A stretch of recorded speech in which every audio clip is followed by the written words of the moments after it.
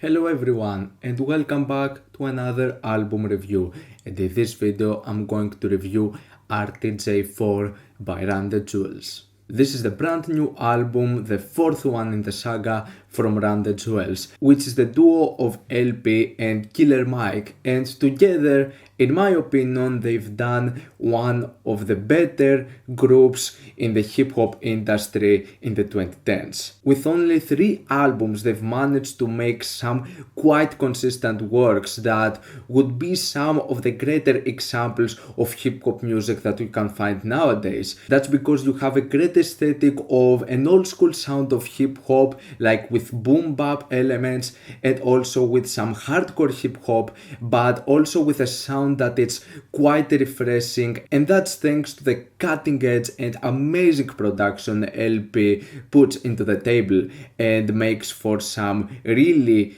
great and revolutionary results. Not only there are some great instrumentals into those 3 albums, but there's also a great chemistry and great raps and lyrics throughout the course of these 3 albums. But even though I found the first 2 albums to be quite enjoyable, it was with the third one where, in my opinion, they made their magnum opus. This is the album they felt the more comfortable making as a duo, the one with the biggest chemistry and the one with the best chemistry towards the features, the greatest set of instrumentals, and as a result this made RTJ3 become one of my all-time favorite hip-hop albums of the past decade. With RTJ4 taking the longest time to release, almost 3.5 years after the release of RTJ3, I obviously was expecting something huge from the duo. I wasn't necessarily expecting something different or something that would surpass or come close to RTJ3,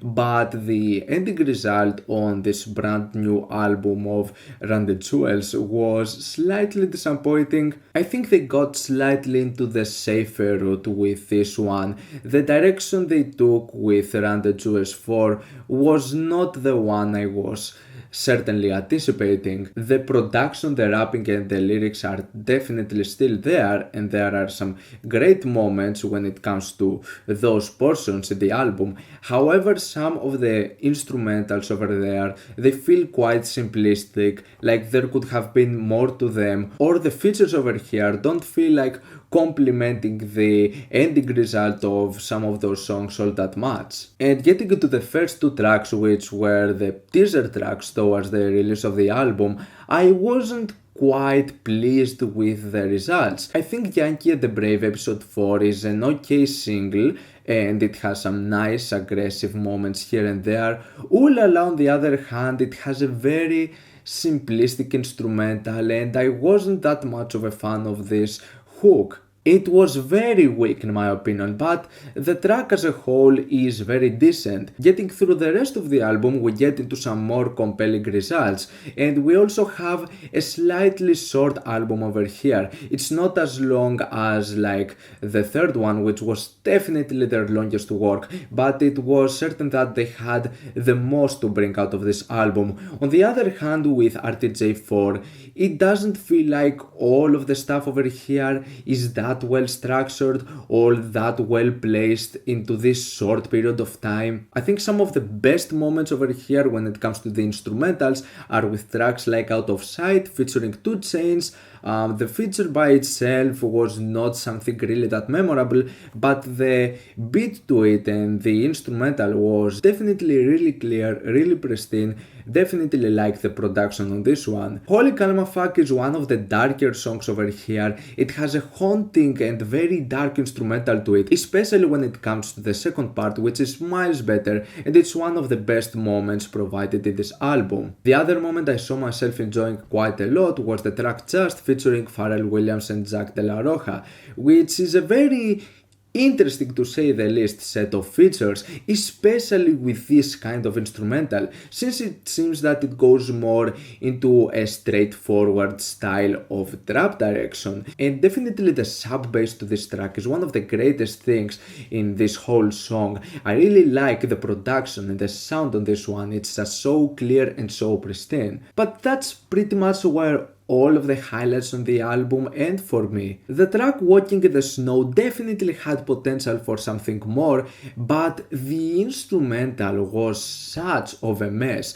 There were so many different samples to this thing that really gave me the idea that it is going to go into this direction and then suddenly changes and goes into something else, and there is not a nice pace to this track. And even with the uncredited feature of Gangsta Boo, I wasn't really feeling that song. It was really all over the place, even if it has some of the greatest moments, especially when it comes to how fast Run the Jewels have responded to the whole current situation with America right now with the death of George Floyd. So I really don't know if this track was made right after the incident, a few days before the release of the album, or that they just had another idea and they just decided to just change up some of the lyrics. But overall, the whole meaning didn't come out as rust. In my opinion, Run the Jewels would always have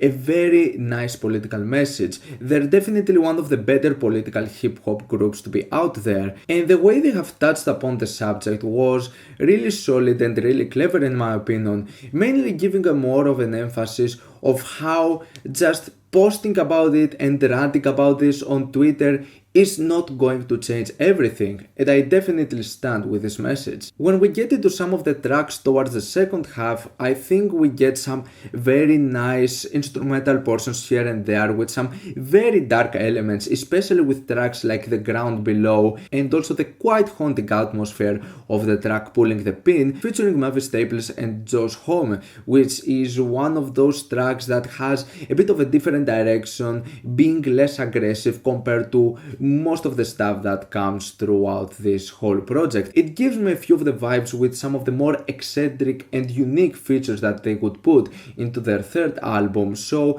there were some nice touches on this track here and there. Then there's the 6-minute final cut, A Few Words for the Firing Squad Radiation, which is a track that was extremely blunt in my opinion, and even if it makes the transition towards the second half where you have the jazz portion with this saxophone solo, I don't think it complements the song all that much. I kind of get the direction they were going with this, but I wasn't really that much of a fan, and even the direction they took towards the end of the song, just sort of like making the end credits theme, I wasn't really that much of a fan of this either.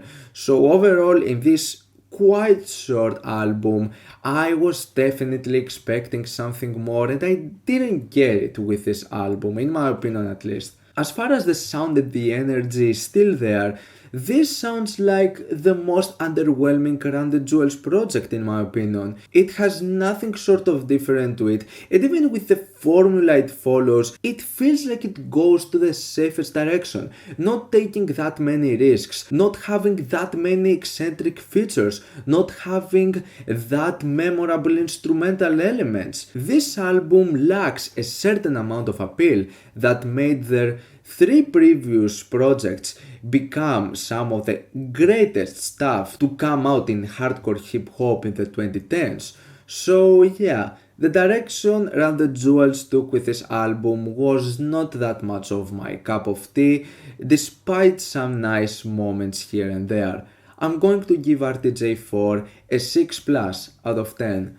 What's your opinion on this album? Like it, dislike it, why, and what do you want me to review next time? Let me know down in the comments. Leave a like if you enjoyed the video, subscribe for more content like this. Thank you for watching, and I'll see you all in the next video. Goodbye.